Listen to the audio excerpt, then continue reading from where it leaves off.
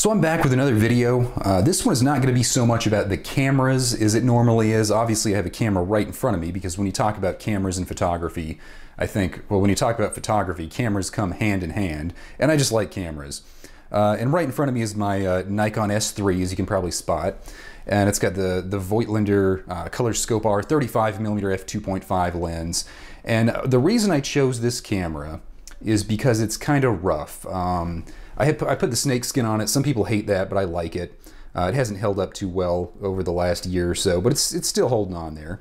I have sort of a little sticker on the bottom I got in an event. I kind of like that. It's got some kind of significance, but I won't get into that right now. And of course, the camera has a lot of brassing and scratches on top. You can also kind of see some on the back. There's a lot of the black paint is kind of coming off here around the little eyepiece. There's a lot of brassing here for some reason. I don't quite know why. And the viewfinder's pretty dim, so I put a yellow gel over the viewfinder to kind of brighten up the actual rangefinder. And then of course I have this old leather strap. Some people call these hippie straps.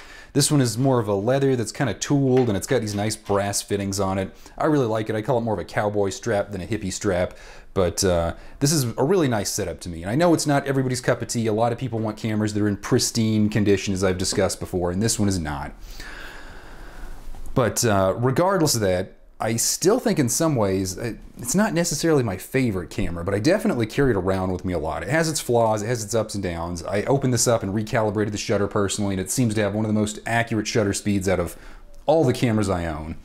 And it's just a nice thing I like. And even though a lot of people will look at it and say, oh, it's kind of tacky, or say, oh, you ruined it by, you know, putting snake skin on it, and things of that nature, people criticize and say, oh, you shouldn't have the Voigtlander Color Scope R in there. You should use one of the Nikons or, you know, some other brand. I know they're not the best lenses, but I do really like the ergonomics of it, which I think is a very important thing to calculate.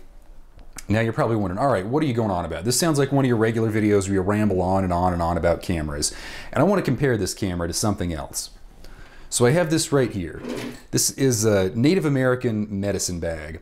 It's something that I don't think a lot of people are too familiar with in this day and age, but essentially it's a bag that Native Americans would kind of pass amongst each other in the tribe from one person to another, or sometimes to an outsider who helped them.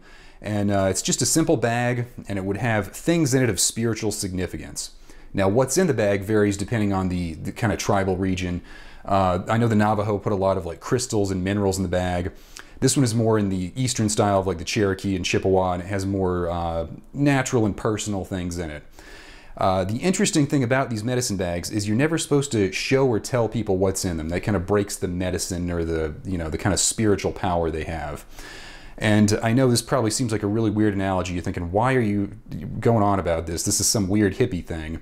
And I'm sure some people will see it as such, but I think there's something important about it. This is something that is kind of important to me, and it contains a lot of things that are important to me. And I think that's probably very analogous to how I treat photography. I'm going to set this aside right now and go back to the camera. So obviously the cameras used to take photos, and I don't post my photos on Instagram anymore. I haven't done that in a couple of years. Never really saw a lot of success with it when I did. I never really knew what the popular hashtags were, so it always seemed like kind of a fool's errand. But regardless, I still take a lot of photos, and I would argue I probably take more photos now that I'm not on Instagram than I did when I was on Instagram. And I think that's kind of telling. I think people get a little too obsessed with trying to show off their photos, and they don't think about what kind of photos they're taking or what they actually want to do with them. And I think that's something to keep in mind, because sometimes I think it's better to have photos that are important to you that you keep to yourself than it is to have those kind of generic Instagram photos that have, like, you know, just a you know, what do you see a lot on Instagram? I mean, you see a lot of things even in the photography world, the kind of fine art world. There's a lot of like abandoned houses that look kind of neat. There's lots of sunsets at the beach. There's lots of things like that that are pretty generic photos that don't really speak much of, you know, a person's individual life experiences or the world we live in at the moment. And I don't have anything against those photos per se, but I do feel like they're not really very important photos. They're not going to hold up very well, and I don't think they're things that you're really going to look back on and say, wow, that was a great photo. I'm so glad I took that one particular photo of that sunset, or wow, I'm so glad I took photos of every abandoned house I ever saw. It just doesn't seem to me like it's a very productive thing. And again, some people say I'm kind of hypocritical, or that I don't understand the greater artistic nature of this. But I don't really buy that. I personally think that your photos have to have some sort of importance to you more so than anyone else. And I would argue that it's probably much more important that they have importance to you and only you and maybe your friends and family see them than it is to take kind of generic photos you think will be popular and to throw them out there for the whole world to see, such as happens a lot on Instagram. And that's kind of why I compare these two items is, you know, I have the contents of this bag are kind of, I hate to say secret. They're not really secret. It's just sort of personal. And I guess, what would be a good word to describe it? I know there's got to be a word, but it's not coming to mind right now. But they're very personal, and they're things that are not really shown to the public. They're not in the, you know, out there for the world to see. They're not on public display.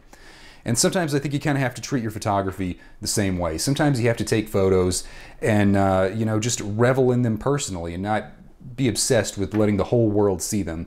And I think sometimes, too, it's very important to sit on photos for a while and maybe kind of group them together. I think that's how a lot of great photo projects are started. Somebody takes a good photo or a couple of good photos, and they like it, and they know they're good photos and there's something to it, but they don't know exactly how to display it or what the full story is, so they sit on them for a year or two, and they go back and they kind of do some research, and then they, you know, they go back and take more photos kind of in the same area of the same people or along the same lines, and they do that, and they're like, hey, this is pretty good, and they keep doing that, and, you know, it might take a couple of months, it might take a couple of decades, but eventually they end up with a really good photo project. And if you look into it, I think a lot of the great photo books and a lot of the great projects you see displayed in galleries kind of follow that that train of thought, where people went out and took a lot of photos over a long period of time and didn't necessarily show them off. And a lot of those photos weren't necessarily great standalone photos that everybody would look at and say, oh, this is beautiful, this is amazing. A lot of them are a very small but integral part of a much greater series. And I think more of us need to strive for that in the photographic world. I've done that some, but I'll admit I'm guilty of the latter, of just kind of taking a few cool photos and showing them off on, you know, previously Instagram and maybe more recently on something like Discord groups or, you know, Facebook groups or something I'm a part of, which is kind of the same thing, but, you know, maybe a little bit more informed than the average Instagram post. But regardless, I do think it is a good idea sometimes to have something that you keep close to your heart and you don't really throw it out there for the whole world to see. And I guess that's the point of this video. I don't know if that's really, if I really got my point across very clearly, and I'm sure it's not the, you know, the greatest revelation out there, but it's just kind of how I view photography and how I think maybe more people should view photography. I mean, I know my little video here probably isn't going to change many people's opinions, but sometimes I think it is definitely worth it to step back from your photos and kind of reflect on them and decide what you want to do with them before you just run out and do something with them. So hopefully everybody can take a little something away from this and get out there and just shoot more photos. Even if you don't show them to people, you know, get out there and kind of perfect your craft. Get out there and use the camera, not just to take photos, but use it as a tool to kind of get out there and interact with people and to kind of understand more about yourself and the world around you. So hopefully everybody can take a little something away from this video. And until next time, thanks for watching.